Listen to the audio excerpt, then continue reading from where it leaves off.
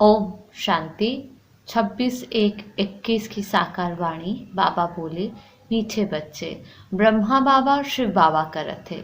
दोनों का इकट्ठा पाठ चलता है, इसमें जरा भी संशय नहीं आना चाहिए।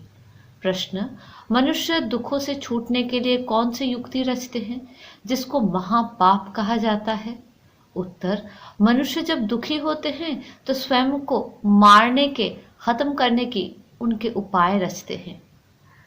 मनुष्य जब दुखी होते हैं तो स्वयं को मारने की, खत्म करने की अनेक उपाय रचते हैं। जीव घात करने की सोचते हैं, समझते हैं इसमें हम दुखों से छूट जाएंगे, परंतु इन जैसा महापाप और कोई नहीं। वो और ही दुखों में फंस जाते हैं, क्योंकि ये है ही अपार दुखों की दुनिया। ओम शांति।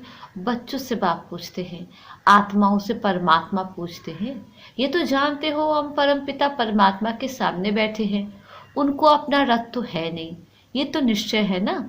इस भ्रुकुटी के बीच में बाप का निवास स्थान है।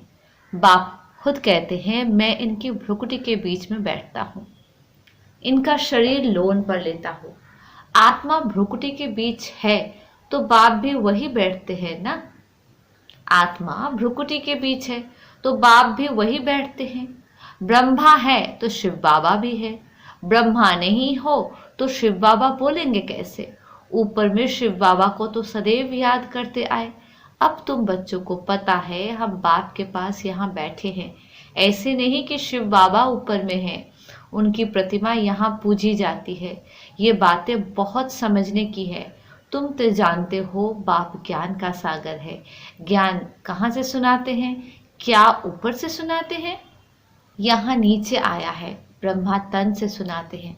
कई कहते हैं हम ब्रह्मा को नहीं मानते, परंतु शिव बाबा खुद कहते हैं ब्रह्मा तन द्वारा कि मुझे याद करो। ये समझ की बात है ना। लेकिन माया बड़ी जबरदस्त है, एकदम मुंह फिराकर पिछाड़ी कर देती है। अब तुम्हारा कांद शिव बाबा ने सामने किया है, सम्मुख बैठे हो, फिर जो ऐसे समझते हैं ब्रह्मा तो कुछ नहीं, उनको क्या गति होगी, दुर्गति को पा लेते हैं। कुछ भी ज्ञान नहीं। मनुष्य पुकारते भी है, ओ गॉड फादर, फिर वो गॉड फादर सुनता है क्या? उनको कहते हैं ना, लिबरेटर आओ, या यहाँ बैठे लिबरेट करेंगे। कल्प कल्प पुरुषोत्तम संगम युग पर ही बाप आते हैं, जिसमें आते हैं उनको ही अगर उड़ा दे तो क्या कहेंगे? नंबर 1 तमो प्रधान। निश्चय होते हुए भी माया एकदम मुंह फेर देती है। इतना उसमें बल है जो एकदम वर्थ नॉट ए पेनी बना देती है। ऐसे भी कोई ना कोई सेंटर्स पर है, इसलिए बाप कहते हैं खबरदार रहना। भल किसको सुनाते भी रहे सुनी हुई बातें, परंतु वो जैसे पंडित मिसल हो जाते। जैसे बाबा पंडित की कहानी बताते हैं ना, उसने कहा राम राम कहने से सागर पार हो जाएंगे। ये भी एक कहानी बनाई हुई है। इस समय तुम बाप की याद से विषय सागर से क्षीर सागर में जाते हो ना। उन्होंने भक्ति मार्ग में ढेर कथाएं बना दी है, ऐसी बातें तो होती नहीं, ये एक कहानी बनी हुई है। पंडित औरों को कहता था, खुद बिल्कुल चट खाते में, खुद विकारों में जाते रहना और दूसरों को कहना निर्विकारी बनो, उनका क्या असर होगा? ऐसे भी ब्रह्मा कुमार कुमारियां है, खुद निश्चय में नहीं, दूसरों को सुनाते रहते हैं। इसलिए कहाँ कहाँ सुनाने वाले से भी सुनने वाले तीखे चले जाते हैं। जो बहुतों की सेवा करते हैं वो जरूर प्यारे तो लगते हैं ना। पंडित झूठा निकल पड़े तो उनको कौन प्यार करेंगे? फिर प्यार उन पर चला जाएगा जो प्रैक्टिकल में याद करते हैं। अच्छे अच्छे महारथियों को भी माया हप कर लेती है, बहुत हप हो गए। बाबा भी समझाते हैं अभी कर्मातीत अवस्था नहीं हुई है। एक तरफ लड़ाई होगी, दूसरी तरफ कर्मातीत अवस्था होगी, पूरा कनेक्शन है। फिर लड़ाई पूरी हो जाती है, ट्रांसफर हो जाएंगे। पहले रुद्रमाला बनती है। ये बातें और कोई नहीं जानते। तुम समझते हो विनाश सामने खड़ा है। अब तुम हो माइनॉरिटी, वो है मेजॉरिटी, तो तुमको कौन मानेगा? जब तुम्हारी बुद्धि हो जाएगी फिर तुम्हारी योग बल से बहुत खींच कर आएंगे। जब तुम्हारी वृद्धि हो जाएगी फिर तुम्हारे योग बल से बहुत खींच कर आएंगे। जितना तुमसे कट चंक निकलती जाएगी उतना बल भरता जाएगा। ऐसे नहीं बाबा जाने जानहार है, यहाँ आकर सबको देखते हैं, सबकी अवस्थाओं को जानते हैं। बाप बच्चों की अवस्था को नहीं जानेंगे क्या? सब कुछ मालूम पड़ता है। इसमें अंतर्यामी की कोई बात नहीं। अभी तो कर्मातीत अवस्था हुई नहीं है। आसुरी बातचीत, चलन आदि सब प्रसिद्ध हो जाते हैं। तुम्हें तो दैवी चलन बनानी है। देवता सर्वगुण संपन्न है ना, अब तुमको ऐसा बनना है। कहाँ वो असुर, कहाँ देवता है, परंतु माया किसको भी छोड़ती नहीं है। छुई मुई बना देती है, एकदम मार डालती है। 5 सीढ़ी है ना, देह अभिमान आने से ही ऊपर से एकदम नीचे गिरते हैं। गिरा और मरा। आजकल अपने को मारने लिए कैसे कैसे उपाय रचते हैं।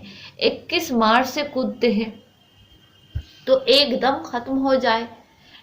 ऐसा ना हो फिर हॉस्पिटल में पड़े रहे, दुख भोगते रहे। 5 मंजिल से गिरे और ना मरे तो कितना दुख भोगते रहेंगे। कोई अपने को आग लगाते हैं, अगर कोई उनको बचा लेते हैं तो उनको कितना दुख सहन करना पड़ता है। जल जाए तो आत्मा तो भाग जाएगी ना।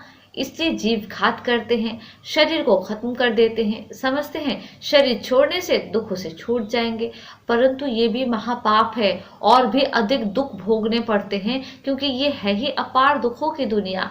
वहाँ है अपार सुख। तुम बच्चे समझते हो अभी हम रिटर्न होते हैं, दुख धाम से सुख धाम में जाते हैं।